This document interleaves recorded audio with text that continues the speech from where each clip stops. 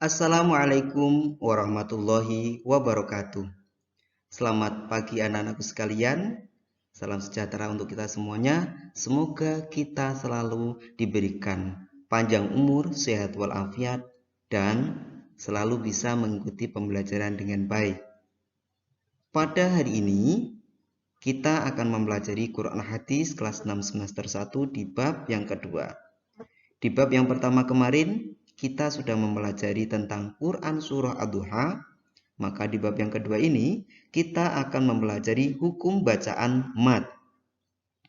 Namun sebelum itu, marilah kita berdoa bersama. Semoga kita diberikan kelancaran oleh Allah Subhanahu wa Ta'ala dan ilmu yang kita dapatkan menjadi ilmu yang bermanfaat. Amin Allahumma amin. Berdoa dimulai.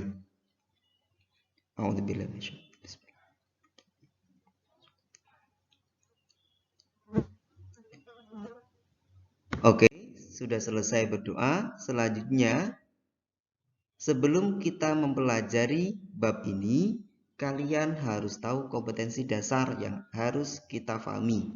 Yang pertama, menyadari keutamaan membaca Al-Quran dengan baik dan benar sesuai dengan ilmu tajwid. Kompetensi dasar yang kedua, terbiasa membaca Al-Quran dengan baik dan benar dalam kehidupan sehari-hari. Yang ketiga, memahami hukum bacaan mad tabi'i dan mad far'i. Mad far'i yang akan kita bahas pada hari ini adalah mad wajib mutasil dan mad jaiz munfasil. Yang selanjutnya, mendemonstrasikan hukum bacaan mad tabi'i dan mad far'i, mad wajib mutasil dan mad jaiz munfasil. Selanjutnya, poin pembahasan pada materi ini adalah yang pertama, pengertian ilmu tajwid. Yang kedua, tujuan mempelajari ilmu tajwid. Yang ketiga, hukum mempelajari ilmu tajwid. Yang keempat, pengertian mad. Yang kelima, macam-macam mad. Dan kita masuk ke materi selanjutnya, yaitu tentang mad wajib mutasil. Dan yang selanjutnya, mad jaiz munfasil. Ini adalah poin pembahasan yang akan kita bahas. Nanti kita bahas satu persatu. Selanjutnya, yang pertama kita akan membahas tentang pengertian ilmu tajwid. Kalian boleh sambil membuka buku Quran hadis kalian sembari kalian menikmati, menyaksikan video pembelajaran ini. Pengertian ilmu tajwid secara bahasa, kata tajwid berarti tahsin atau memperbaiki. Sedangkan menurut istilah, mengeluarkan setiap huruf dari tempat keluarnya serta memberi hak-haknya seperti jelas, kuat, lemah, dan sifat-sifatnya, misalnya tebal tipisnya huruf, jahar, isti'la, istifal, dan lain sebagainya. Sedangkan menurut Ali bin Abi Thalib, sahabat Nabi Muhammad, ilmu tajwid adalah mengeluarkan setiap huruf dan makhrajnya dan memberikan hak setiap huruf, yaitu sifat huruf yang melekat pada huruf tersebut seperti qalqalah, hamz, dan lainnya, serta mustahak huruf, sifat-sifat huruf yang terjadi karena sebab-sebab tertentu. Kalau begini kayaknya lebih susah ya. Pengertian lain, ilmu tajwid adalah menyampaikan dengan sebaik-baiknya, dengan sempurna dari tiap-tiap bacaan Al-Quran. Lebih mudahnya bisa kita simpulkan, ilmu tajwid adalah ilmu yang mempelajari tentang bagaimana cara membaca bacaan Al-Quran dengan aturan-aturan tertentu. Gimana? Bisa difahami? Lebih mudah kan? Nah, kita bisa memahami pengertian ilmu tajwid ini yang terakhir lebih mudah, ya. Selanjutnya, tujuan mempelajari ilmu tajwid. Tujuan mempelajari ilmu tajwid adalah sebagai berikut. Yang pertama, agar dapat membaca Al-Quran secara betul atau fasih sesuai yang diajarkan oleh Rasulullah SAW. Yang kedua, dapat memelihara lisan kita dari kesalahan-kesalahan saat membaca Al-Quran. Kemudian, di antara kesalahan dalam membaca Al-Quran itu adalah sebagai berikut. 1. Kesalahan makharijul huruf, tempat keluar bunyinya huruf. Biasanya terjadi pada huruf-huruf yang serupa. Contohnya, Pak Rauf sebutkan hamzah atau alif, kemudian ada ha dan ha, kemudian hamzah dan alif dan ain, ya, sama-sama a dan a, kemudian ha dan ha, kemudian ada do dan zo, dan sebagainya. Yang selanjutnya, salah dalam membaca mad, seperti bacaan panjang dibaca pendek dan sebaliknya. Contohnya, perbedaan antara bacaan mad tabi'i, kemudian bacaan mad wajib mutasil, mad jaiz munfasil, dan lain sebagainya. Yang ketiga, salah dalam membaca harokat, seperti harokat yang pada akhir kata yang menunjukkan jabatan kata itu sendiri. Ya, kalau ini pelajaran tentang nahwu benarnya, dan itu berkaitan dengan bacaan ilmu tajwid, ya. Selanjutnya, hukum mempelajari ilmu tajwid. Hukum mempelajari ilmu tajwid adalah fardu kifayah. Artinya, belajar ilmu tajwid secara mendalam itu dapat diwakili oleh beberapa orang saja. Ya, artinya cukup ada orang sekitar kita yang mahir atau ahli dalam ilmu tajwid, maka sudah gugur kewajiban kita. Namun, menerapkan dalam membaca Al-Quran, hukumnya adalah fardu ain, yaitu wajib bagi setiap orang yang membaca Al-Quran. Artinya, dalam kita membaca Al-Quran itu harus memakai ilmu tajwid. Ya, semisal kita membaca, oh ini yang panjang dibaca panjang, yang ini bacaan ikhfa dibaca ikhfa, kemudian ini izhar dibaca izhar. Cukup kita tahu cara membacanya, itu wajib, ya. Menerapkannya dengan membaca yang benar itu adalah wajib, tapi untuk mempelajari ilmunya itu adalah fardu kifayah. Ini sesuai dengan firman Allah dalam Quran surah Al-Muzammil ayat 4, warattilil Qur'ana tartila, yang artinya, dan bacalah Al-Quran itu dengan perlahan-perlahan. Artinya, membaca Al-Quran dengan perlahan itu adalah fasih sesuai dengan ilmu tajwid, ya. Oke, selanjutnya kita akan membahas tentang pengertian mad. Menurut bahasa, mad artinya panjang. Sedangkan menurut istilah, mad adalah membaca panjangnya huruf hijaiyah karena bertemu dengan huruf mad lainnya. Ya. Huruf mad ada 3 macam, yaitu alif yang didahului dengan harokat fathah. Jadi apabila ada harokat fathah, kemudian di depannya ada huruf alif, maka itu dibaca panjang. Yang kedua, ya yang didahului dengan harokat kasroh.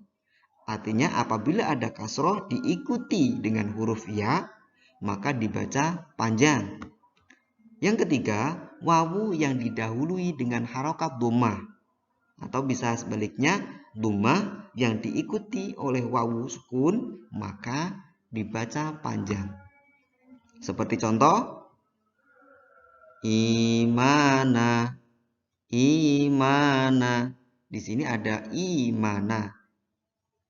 Harokat kasroh diikuti ya. Kemudian yang kedua, utu, ada dhammah diikuti wawu.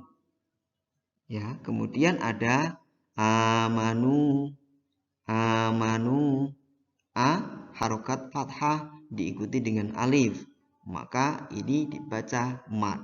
Ini dasarnya seperti itu. Kemudian selanjutnya macam-macam mat.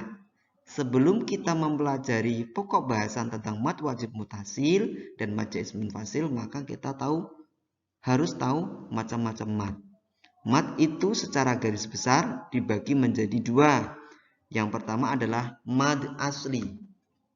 Mad asli atau yang biasa disebut dengan mad tabi'i adalah apabila fathah diikuti alif, kasrah diikuti ya sukun, dan dhammah diikuti waw sukun. Sedangkan cara membacanya dipanjangkan satu alif atau dua harokat atau dua ketukan. Ya. Sebagai contoh tadi ya, fathah diikuti alif. Ya ada amanu. Ya, kasroh diikuti ya sukun ada imanan. Maka itu dibaca dua harokat. Utu. Ya, ketukannya ketukan sederhana. Begitu ya. Itu sebagai contohnya. Kemudian yang selanjutnya masih tentang macam-macam mat. Yang kedua adalah mat far'i. Apa itu yang disebut dengan mat far'i? Mat far'i adalah cabang dari mat asli atau mat tabi'i karena ada sebab tertentu dan bacaannya melebihi panjang mat asli, yaitu 2 sampai dengan 6 harokat. Nah, adapun mat far'i terbagi menjadi 14 cabang. Ya. Apa itu? Ada mat wajib mutasil, mat jaiz munfasil, mat arid lisukun, mat lain atau mat lain bisa disebut seperti itu, mat silah qasirah, mat silah tawilah. Yang ketujuh mat badal, ada mat iwad, yang kesembilan mat farq, yang ke-10 mat tamkin, 11 mat lazim mukhaffaf harfi, mat lazim musaqqal harfi, mat lazim mukhaffaf kilmi, dan yang ke-14 mat lazim musaqqal kilmi. Ada yang mengatakan mat far'i itu dibagi menjadi 13 cabang. Karena kalau dikatakan 13 itu mat silah yang kelima dan 6 ini tidak dibagi, cukup disebut dengan mat silah saja. Nah, kalau dibagi menjadi 2, mat silah qasirah dan mat silah tawilah, maka menjadi 14 cabang.